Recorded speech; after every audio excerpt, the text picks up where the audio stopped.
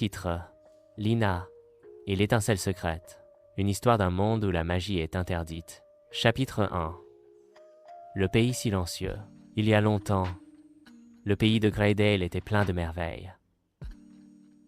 Les rivières brillaient la nuit, et les arbres racontaient des histoires à ceux qui voulaient écouter. Les enfants jouaient avec des bulles flottantes qui n'éclataient jamais, et les oiseaux chantaient avec plusieurs voix à la fois. Mais un jour, tout changea. Un grand orage arriva un été. Le ciel devint noir, le vent fit tomber des maisons, la foudre frappa les collines, les récoltes moururent, le peuple eut très peur. Le roi Haldor, accusa la magie. La magie apporte le danger, dit-il. La magie cause les tempêtes et la tristesse. À partir d'aujourd'hui, la magie est interdite. Les gens pleurèrent, mais ils obéirent. Les livres de magie furent enfermés, les baguettes cassées, les arbres qui parlaient se turent. Les rivières cessèrent de briller. Les années passèrent. Personne n'osait utiliser la magie, même pas pour allumer une bougie ou réparer un jouet cassé. Les gardes du roi, appelés les manteaux de fer, surveillaient partout pour trouver ceux qui osaient briser la loi. Chapitre 2. La fille aux mains étincelantes. Dans un petit village nommé Solclair, vivait une fille appelée Lina. Elle avait 10 ans. Elle avait de grands yeux curieux et un sourire doux comme le soleil. Mais Lina avait un secret. Quand elle ressentait une grande joie, ses doigts brillaient. De petites lumières dorées dansaient sur sa peau comme des étoiles. Quand elle pleurait, des petites fleurs poussaient là où ses larmes tombaient. Lina n'en parlait à personne, même pas à son meilleur ami Tom, qui vivait dans la rue d'à côté et lui apportait souvent du pain sucré au bai. Un jour, Lina se promenait près de la rivière quand elle entendit un petit piaillement. Un oiseau aux plumes bleues était tombé dans l'herbe. Son aile était tordue. Il ne pouvait pas voler. « Oh non !» murmura Lina. « Pauvre petit !» Elle le prit doucement dans ses mains et le serra contre elle. Ses mains commencèrent à briller. Une douce lumière dorée entoura l'oiseau. En quelques instants, son aile redevint droite. L'oiseau battit des ailes, piailla joyeusement et s'envola. Lina a souri jusqu'à ce qu'elle entende un souffle surpris derrière elle. C'était Tom. Chapitre 3. Le secret découvert. Tom la regarda étonné. « Tu as fait de la magie » chuchota-t-il.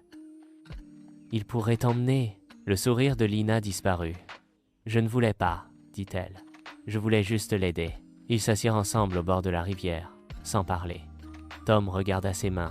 « Ma grand-mère disait qu'autrefois, le monde était plein de magie. Elle disait que la magie faisait partie de la nature, comme le vent ou le feu. Tu crois que le roi s'est trompé ?» demanda Lina. Tom hocha lentement la tête. « Je ne sais pas, mais je pense que ta magie est bonne. » Chapitre 4. Le plan. Ce soir-là, Tom raconta à sa grand-mère, Mémémé, ce qu'il avait vu. Elle écouta avec un petit sourire sage. Ses yeux étaient plissés par l'âge, mais brillaient de douceur. « Lina est spéciale, dit-elle, et courageuse. Peu. Être qu'il est temps que les gens se souviennent de ce qu'est vraiment la magie. » Alors ils eurent une idée. Le lendemain matin, Tom et Lina allèrent sur la grande place du village. Elle était vide. La fontaine était sèche. Les arbres n'avaient plus de feuilles. Lina s'agenouilla près d'un petit coin de terre. Elle posa ses doigts dans la terre et ferma les yeux. Ses mains brillèrent. Une seule fleur bleue poussa, plus haute que ses genoux. Ses pétales semblaient de verre, et au centre brillait une lumière douce et chaude. Puis ils attendirent. Chapitre 5. L'étincelle se propage. Les villageois sortirent de leur maison. Ils montrèrent la fleur lumineuse du doigt. Certains avaient peur. D'autres étaient émerveillés. « C'est de la magie !» chuchota quelqu'un. « Mais elle est si belle !» dit un autre. Même les manteaux de fer s'arrêtèrent pour regarder. Finalement, le roi arriva. Le roi Haldor portait un grand manteau sombre. Sa couronne lourde brillait avec des pierres précieuses. Il s'avança lentement vers la fleur et toucha un pétale brillant. Un moment, il resta silencieux. Puis il chuchota. « Cela apaise le cœur. » Il se tourna vers le peuple. « Pendant toutes ces années, dit-il, j'ai eu peur de la magie. Mais cela, ce n'est pas quelque chose qu'il faut craindre. C'est un cadeau. Chapitre 6. Le retour de la magie. Ce jour-là, le roi fit une nouvelle loi. La magie est de nouveau permise, mais seulement si elle est utilisée avec bonté.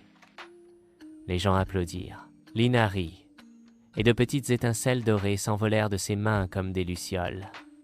Les rivières recommencèrent à briller, les arbres se remirent à murmurer des histoires dans le vent. Les étoiles chantèrent doucement la nuit. Les enfants apprirent de petites magies, faire éclore des fleurs, allumer une bougie avec un sourire, écouter les arbres. Et au milieu de la grande place, la fleur bleue resta là, brillante, pour rappeler à tous l'histoire d'une fille courageuse qui avait redonné la lumière au monde grâce à son don.